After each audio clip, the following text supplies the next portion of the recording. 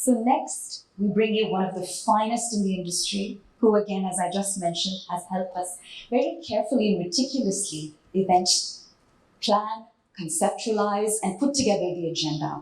And he'll shed more light on not only how we bridge this gap, but the solutions to get there. With that, ladies and gentlemen, I ask that you please join me in welcoming back on stage Dr. Jigeeshu Divatia, Professor and Head, Department of Anaesthesia, Critical Care and Pain, Tata Memorial Hospital. Huge round of applause once again, sir. Good evening, and thank you, Times Now, for putting this event together, and thank you all of you for being here. So the idea of why we are here and what we are going to talk about is to talk about how we can make our hospitals safer. Now, we often see the intensive care unit as a place where the sickest patients go, the high dependency unit where you can put some slightly less sick patients. But there's a huge number of patients who are on the wards, who are not sick enough to be in the ICU, who are not sick enough to be in the HDU. There are patients we discharge from the ICU but they are not 100% normal. And they do need some more attention on the wards. And every one of us has had that heartbreaking experience of a patient who had a major operation, we handled him in the ICU, went to the ward, he was about to be discharged, and one fine day he collapsed, and couldn't make it. We struggled to take patients out of the ICU, go back, and one fine day we learned that he's come back to the ICU because he became breathless and suddenly had a cardiac arrest. And the sort of stories I think all of us have faced and all of us have experienced and had our share of heartbreaks. And the question is, you can't keep everyone in ICU indefinitely, and you can't keep people in ICU till they go home. So what do we do, and how do we sort of bridge this gap? There was this concept of code blue, right? The cardiac arrest team. So as soon as there's a cardiac arrest in the ward, you activate a few people, the pagers go beeping, and 3, 4, 5, 6 of us land up at the patient bedside, give CPR, resuscitate the patient. A few survive, but most die. And clearly, that's too late. I mean, waiting for the patient to have a cardiac arrest before you activate your best to go and help the patient is probably too late. And you probably need to have intervened somewhere in between. And you need a team which sort of goes when the patient has started deteriorating, before he reaches a point of cardiac arrest. But the question is, how do you know that this patient is deteriorating, right?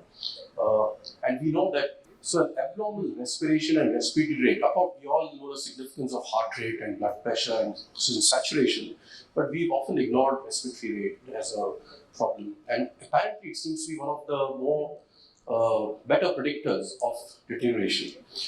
Many of the surgical colleagues over here, this was a very nice study that was done many years ago, looking at mortality after surgery in Europe, right? So it was called the USOS study, European Surgical Outcome Study.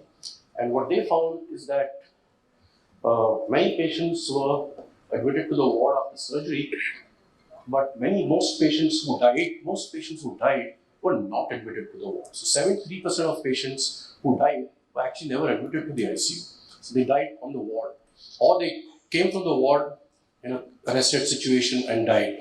And they said that, this is a problem because you did not look after these patients well enough, you did not admit them in time, you did not catch the deterioration in time, and they call it as failure to rescue. So failure to rescue was a big thing. I know that you can't rescue these patients. And rescue means, one, you need to identify the patient, and second, you need to do something about it. Used, and this sort of thing has evolved, is the concept of rapid response teams or medical emergency teams. In Australia, they call them METs. In the UK or US, they call them rapid response teams. And essentially what it means is that you have a patient in the ward, you have a patient in the emergency department.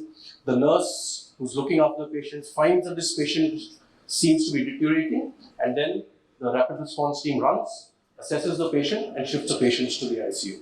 Okay, so that's sort of how the system will work. It can help us do things which we could not do earlier, right? And so starting with sensor, all of us, how many of us are wearing smartwatches, right? So you already got SpO2, ECG, heart rate being recorded. You can do it for our patients. There are sensors which fit onto the chest. There are sensors which measure blood pressure when the patient is lying on the bed. Right? There are sensors there are wearables. Connectivity is almost universal. Today, every room can be connected to by Wi-Fi. Right? Some hospitals may have, some may not have. But even to do it, it's not a big deal. It's not very expensive. Something can easily be done. So we are living in a connected world. And what it means is that someone who's wearing a sensor, someone who has a sensor patch on the chest, or a watch, or someone who's lying on a bed where the sensor is attached, can be monitored even remotely as long as there is internet access. And people can therefore have a system where whole ward is connected to a control room, right? And there someone is monitoring, very much like a CCTV sort of network, is monitoring the vital signs of multiple patients, and automated alerts are coming up. Every time say for example, the news score goes to 3 or more, you'll get an alert, right? And that alert will pop up on the screen. So the person knows that there is something happening. The technology is such that you can configure it so they say, okay, if it goes to 4, it will go to 1, 2, 3 cell phones. You'll get an SMS, right? So you can alert people, you can give specific alerts, you can give generalized alerts. There's recording, so everything is recorded. You don't have to worry about charting it. Okay? So all the time and effort that nurses take to chart these things is also taken care of. There's no fudging of data.